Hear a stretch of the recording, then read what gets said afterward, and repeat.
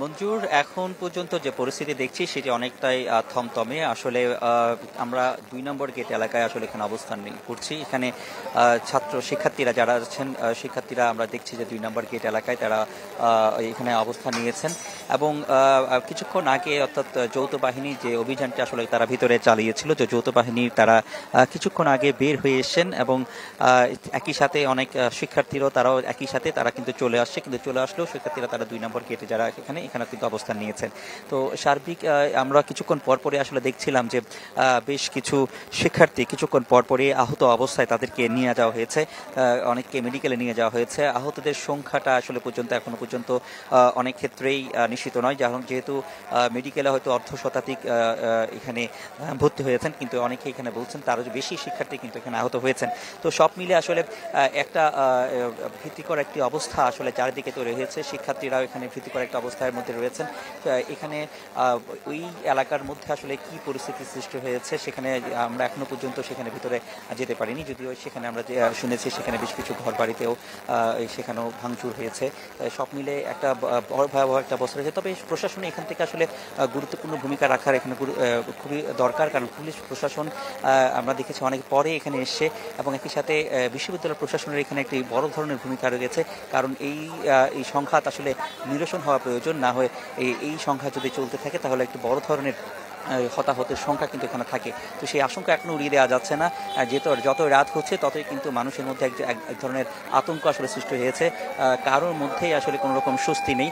কিছুক্ষণ পরপরই আমরা যেটি দেখছি যে এই অ্যাম্বুলেন্সে করেও কিন্তু অনেক শিক্ষার্থীদেরকে আসলে বিশ্ববিদ্যালয়ে যে মেডিকেল রয়েছে সেই মেডিকেল থেকেও বিশ্ববিদ্যালয়ের শিক্ষার্থীদেরকে নেওয়া হয়েছে। তো তাদের কী অবস্থা সেটা এখনো পর্যন্ত জানা যায়নি। আমরা কিছুক্ষণ পরপরই আসলে দেখছি যে উত্তেজনা চলছে। কিছুক্ষণ পরপর আমরা এখানে দেখছি যে একজনকে মারধর করার কথা আমরা ঘটনা দেখছি। আসলে কে কাকে আসলে মারধর করছেন সেই বিষয়টি আসলে এখনো পর্যন্ত নিশ্চিত হতে পারছি না। তবে কিছুক্ষণ পরপরই আসলে এক ধরনের উত্তেজনা রয়েছে, এক ধরনের চাপা উত্তেজনা রয়েছে। আমরা দেখছি পরিস্থিতি কিছুক্ষণ পরপরই কিন্তু পরিবর্তন হচ্ছে।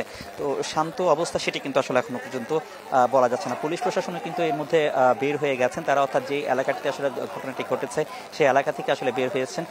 সেই কারণে সেই এলাকাটাও এখন পর্যন্ত একটা অনিরাপদ, সেখানেও ভিতরে প্রবেশ করা যাচ্ছে না। কারণ আমরা যে শুনছি গ্রামবাসীদের একটি অংশ আসলে বিভিন্ন জায়গায় তারা আসলে ছড়িয়ে ছিটিয়ে রয়েছে, তাদের মধ্যে আসলে ক্ষোভের সঞ্চার হয়েছে।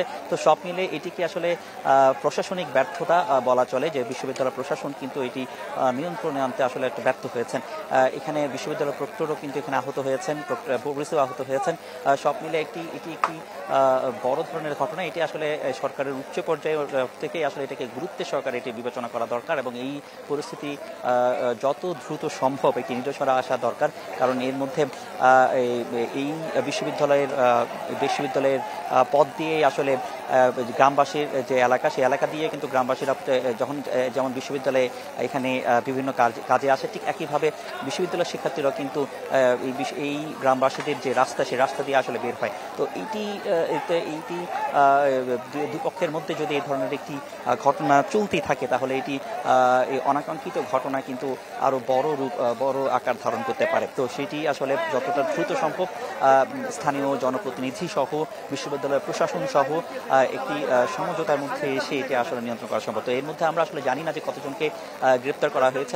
আমি শুনেছি যে বেশ কয়েকজনকে আসলে এখানে আটক করা হয়েছে, পুলিশের পক্ষ থেকে আটক করে তারা হয়তো নিয়ে গেছেন, সেটা আমরা আসলে শুনেছি। তবে আমরা সেটি এখনো পর্যন্ত সেটি দেখিনি, পুলিশের পক্ষ থেকে সেটি কিন্তু এখনো বলা হয়নি। তো এই উত্তেজনা সেটি কিন্তু চলমান রয়েছে। রাত যত গভীর হচ্ছে ততই উত্তেজনার যে মাত্রা সেটি কিন্তু আরো ভিন্ন রূপ পেতে পারে। সেটি কিন্তু আমরা সেই বিষয়টি আসলে বারবারই বলা চলছে। তো এখন পর্যন্ত এই এলাকার মধ্যে যাদের সন্দেহ করা হচ্ছে বা সন্দেহজনকভাবে অনেকজনকে পিটানো হচ্ছে সেটাও কিন্তু আমরা আসলে এখানে দেখছি, কি শিক্ষার্থী কিনা বা শিক্ষার্থী ছাড়াও কিন্তু পিটানো হচ্ছে কিনা সেটা কিন্তু এখনো বোঝার কোনো উপায় নেই। তো এই ছিল এখানকার সবশেষ অবস্থা। মঞ্জু। রনি, ধন্যবাদ আপনাকে। দর্শক, চট্টগ্রাম বিশ্ববিদ্যালয়ের সবশেষ পরিস্থিতি জানাচ্ছিলেন সহকর্মী রনি দত্ত।